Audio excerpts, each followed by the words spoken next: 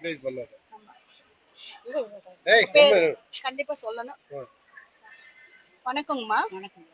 நான் நீங்க இப்போ கொடிசியால ஸ்டால் போட்டிருக்கீங்க இல்லைங்களா? மகளிர் குரூப்ல இருந்து வந்திருக்கீங்களா?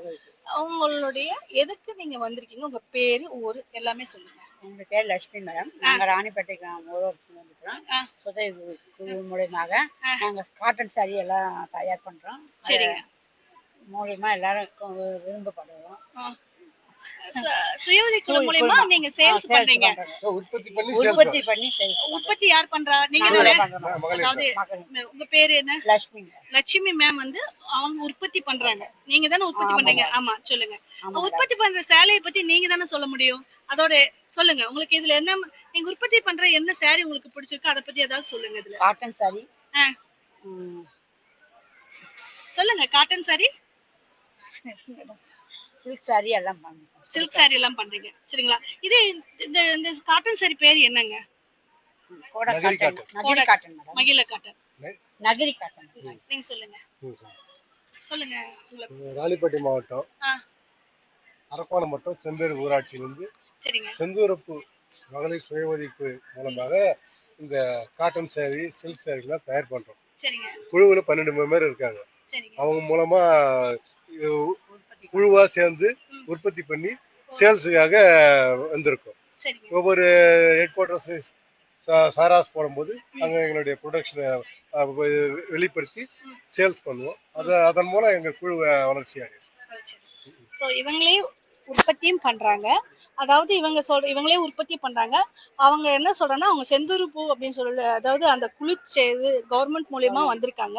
ஸோ வந்து பார்த்தீங்கன்னா நிறைய டிசைன் நல்லா இருக்கு, குவாலிட்டி நல்லா இருக்குங்க, ரேட்டும் கம்ஃபர்டபுளா இருக்கு.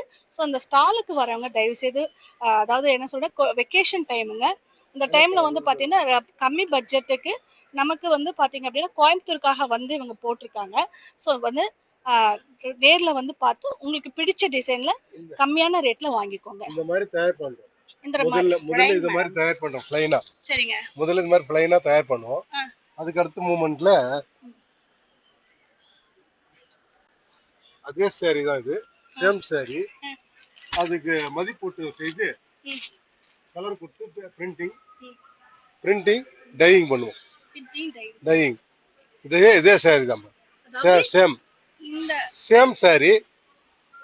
அது மதிப்போட்டதுக்கு அப்புறம் இது ப்ராசஸ் பண்ணி மதிப்போட்டுருவாங்க. இந்த துணிக்கு மதிப்போட்டும் போது அதோடைய வேல்யூ ஏறுது, தரம் உயருது. இந்த மாதிரி பண்ணுவோம். அதுக்கப்புறம் இந்த மாதிரி எம்ப்ராய்டரி பண்ணுவோம். இதெல்லாம் ப்ளைனாக பண்ணிட்டு மதிப்போட்டும் போது எம்ப்ராய்டும் பண்ணுவோம். எம்ப்ராய்டிங் பண்ணி சேல்ஸ் பண்ணுவோம்.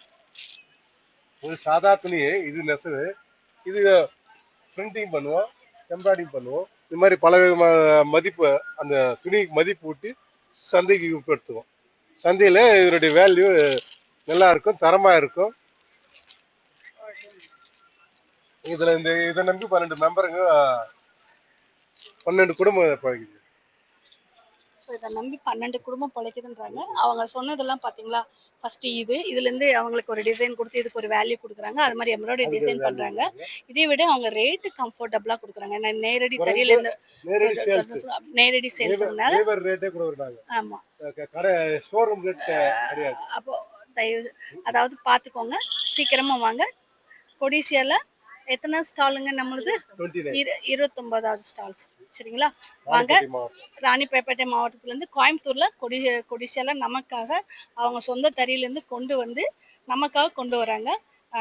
நீங்க காந்திபுரம் நம்ம எல்லா சேனலுக்கு எங்கே வேணாலும் நம்ம போகலாங்க. பட் இது நேரடியாக நமக்கு வர்றது வந்து பெரும் பாக்கியம். ஸோ இங்கே வந்து வாங்கிக்கோங்க. தேங்க்யூ.